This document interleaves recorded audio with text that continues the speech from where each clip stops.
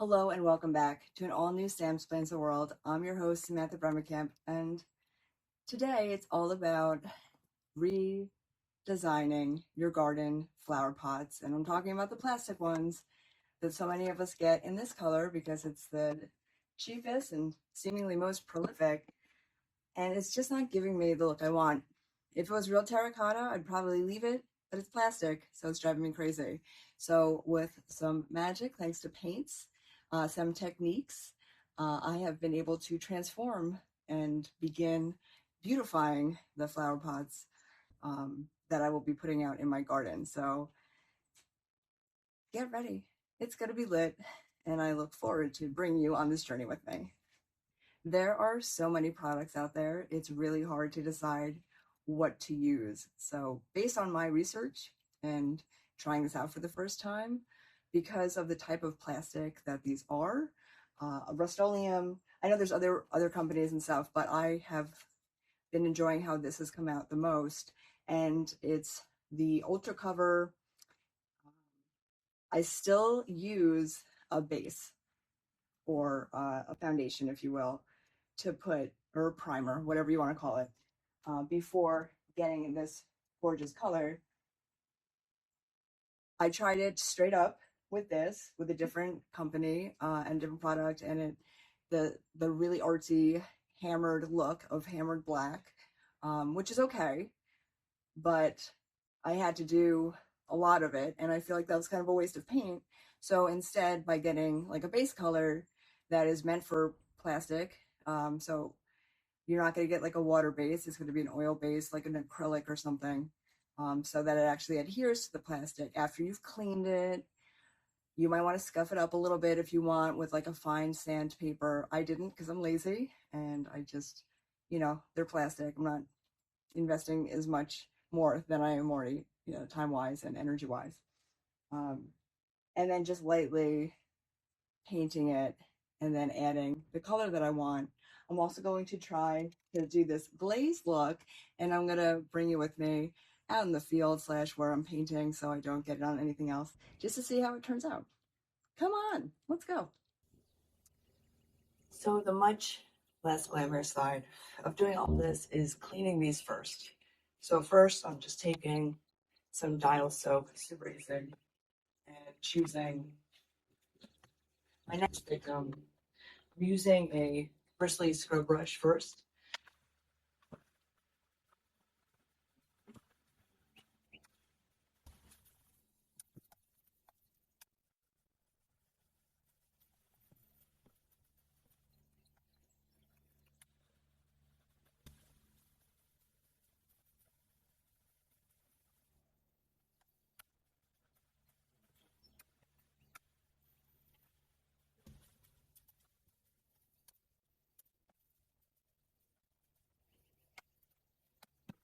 And I'm going to do it a little bit on the inside because this is the top part.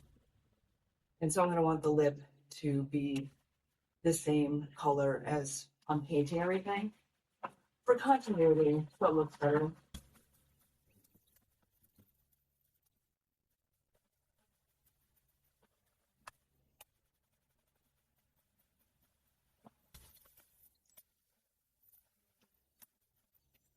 And I'm going to put it aside because I'm going to get the hose to rinse everything off. It's really important to get all the loose dirt off because if you paint loose dirt, it's going to eventually come off, and that's going to be annoying. So I'm just going to do that over and over again until all the rest of these are completely clean. Then I'm going to let them dry in the sun and get to the base layer of the gray, and then the gorgeous layer of the like antique teal looking thing, and go from there.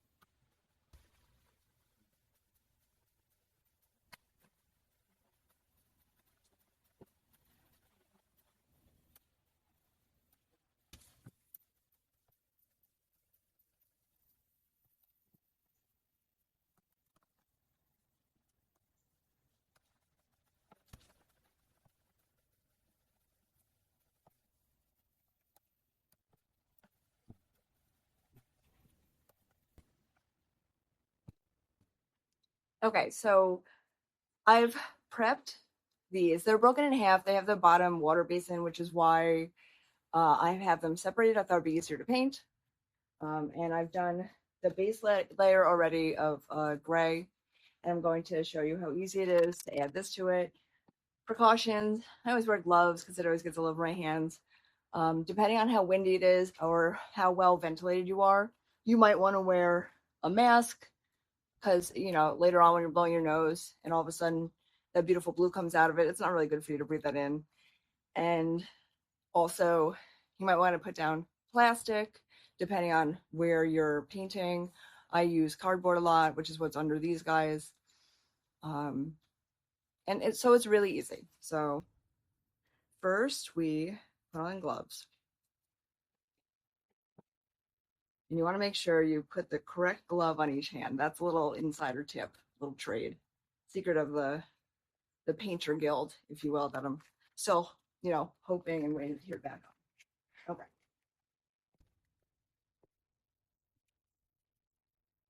Also, it would make more sense for you to not have your hair down because this is for an episode of the show throwing caution to the wind, and boy is it windy now, which is gonna make me maybe have a really cool hairstyle in a minute. Very important. Shake it. Some people say to shake it upside down, whatever. Shake it however you'd like, and you don't want to be too close to it.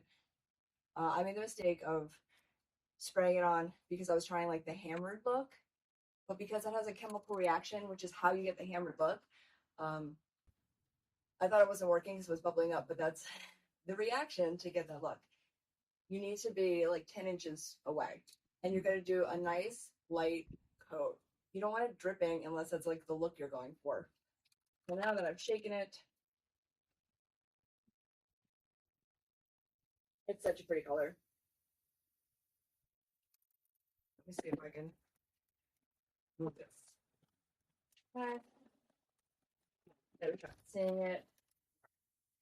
Go to the other side, so enjoy that angle. Excuse me. Make sure you wear play clothes because your clothes will absolutely get destroyed.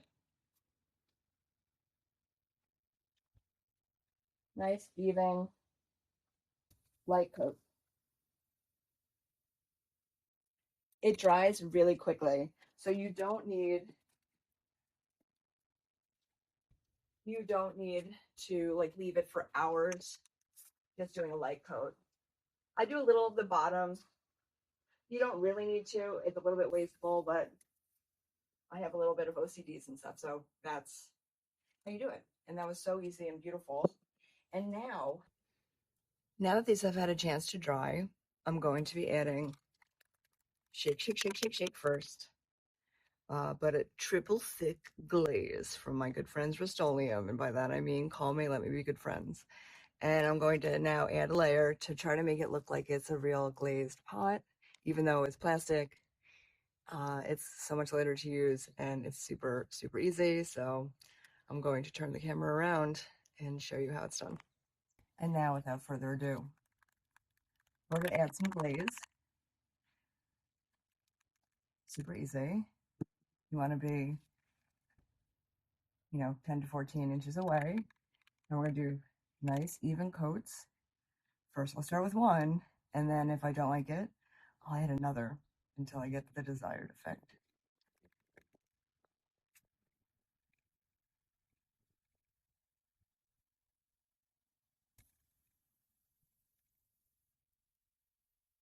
Now, when you do this, even if you're outside, you will probably have your hair up. You'll maybe wear goggles or glasses if you have them. I would put goggles over glasses because the glaze will adhere to it, and a mask because you don't want to breathe it in. This is for the show, so I'm doing this for you guys.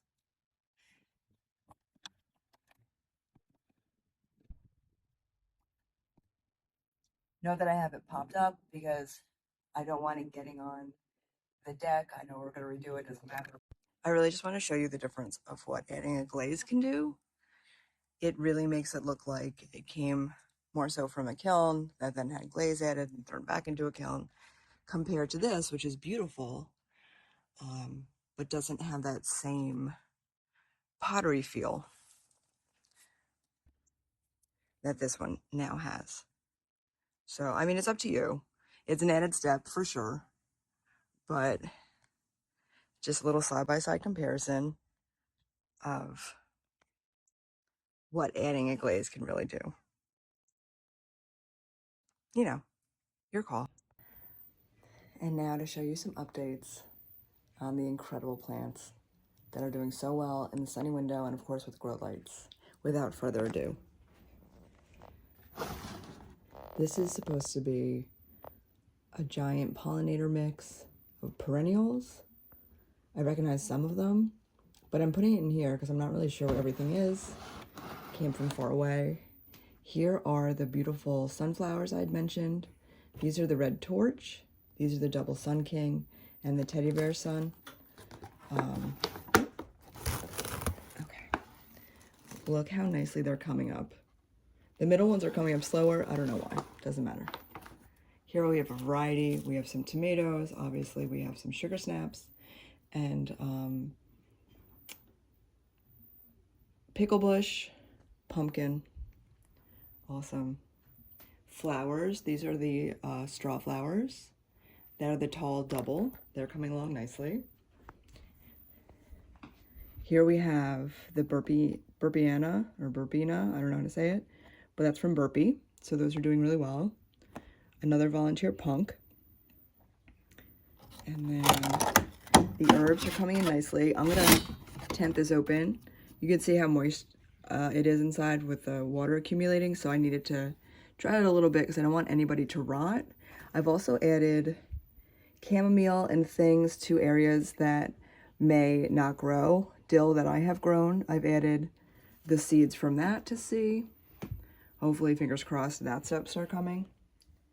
Of course, these plants. And this guy, you can tell this is dry. So I'm going to have to water him.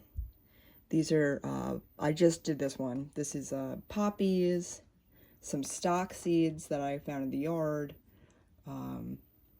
a couple different types, giant and frosted salmon. I'm really excited. And then those at the end are cosmos, of course.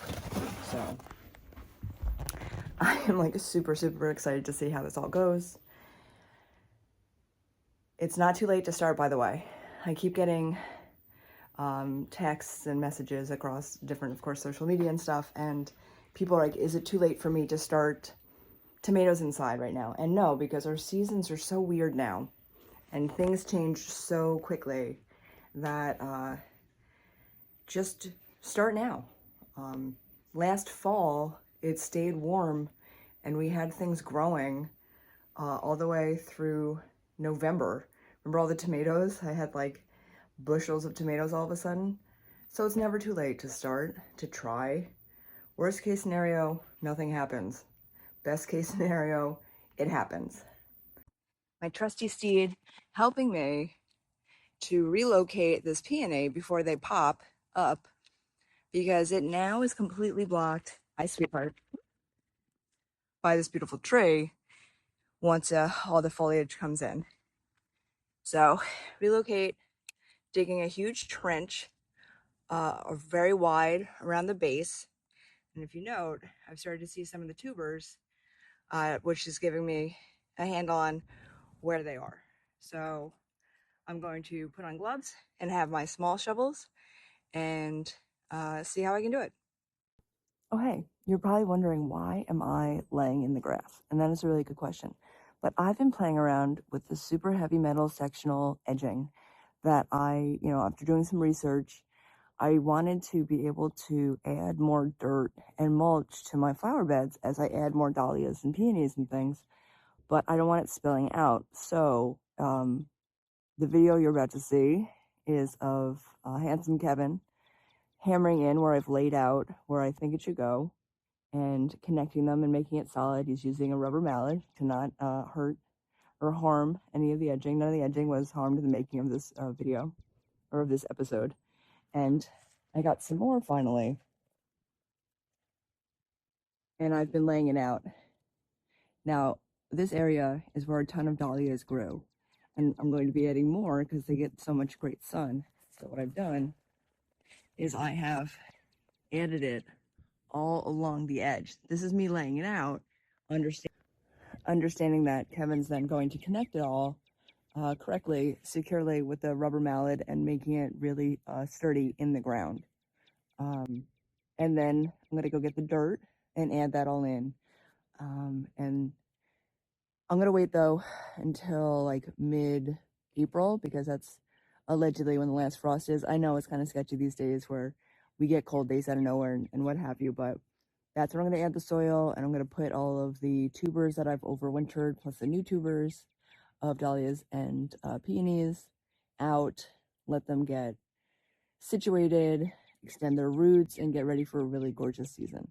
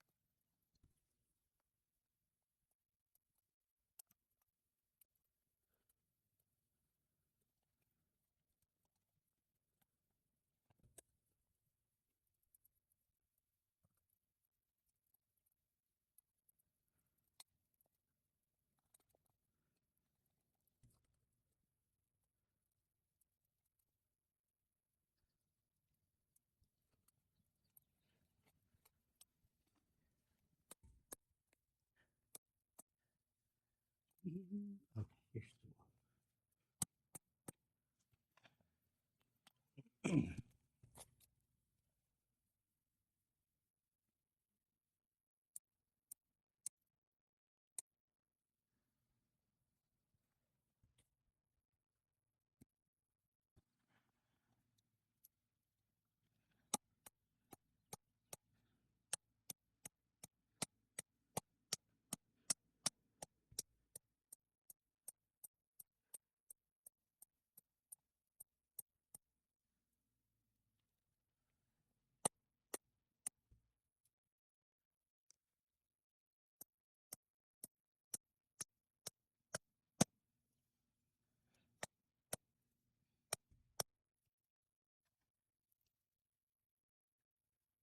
You did a really good job of bending this around.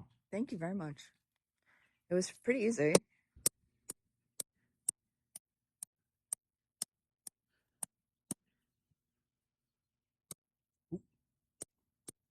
Take that, ground.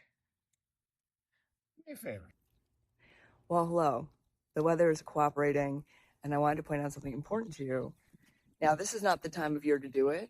If you need to transplant and move peonies somewhere, you do that in like September. However, we need to put in our fence broke, so we're going to be redoing that. So I had to move this to safety, and also the peony has been blocked by trees as the trees have matured, so it has not bloomed ever since us being here. So what I did was I very carefully, as you saw in the other video, dug a huge trench around it, and it was really nice, rich, looser soil, which made it easier. And I transplanted and put it in this new spot. Kevin put the awesome edging that I had purchased, and we're going to be adding more soil and stuff. But let me show you a good spot. The peonies are still doing really well. I've moved them here. I brought a bunch of the super rich soil from that area and other areas to make them really snug and warm and safe. And then I added a bunch of leaves underneath this, tons and tons of leaves, to make like a nature blanket. I also grabbed a bunch of the dead ornamental grass to add that covering because, of course, in our fall spring right now, it dropped to 27 degrees last night, which is like not ideal. However, since it's already established and it was already in the ground, it hasn't had the shock that it could have. So keeping it warm. I also made sure to water it after transplanting it, and then added more covering. And I'm going to leave it until the temps finally get warm enough because the other peonies are also popping up, which I'll show you. You can see that the red stalks, these have smaller ones. It's all about like how established people are. But like it's like varying stages, which is really funny. And I am actually going to add more to this area with the new edging. First, I'm going to add in a lot of great soil that's actually organic, and you can tell, and I'll show you by reading the label. And if you're recognizing all of the words and you know all the words come from nature, then yay. But if you're getting something that says it's organic or it's like a Miracle Grow and you don't understand most of the words that you're reading, it's probably not the best. I'm not going after companies or anything, but when you're reading ingredients and stuff that you're putting in yourself or putting in for your flowers or vegetables, you should really understand the words. Otherwise, you know, it can get a little sketchy. But happy that worked out, and I can't wait to see how it goes. So now this thing of bushes will have peonies all the way around because this gets really great sun too, which is just starting. With a little elbow grease, you can go from the terracotta, add a little ace of base, get this beautiful color or whatever color of your choice. Perhaps you're more of, you know, timeless classic black, and then adding the beautiful sheen to it to make it look like it's glazed. All it takes is a little elbow grease, a little time, some soap and water, and some products like Rust-Oleum, who call me Rust-Oleum, love to represent you.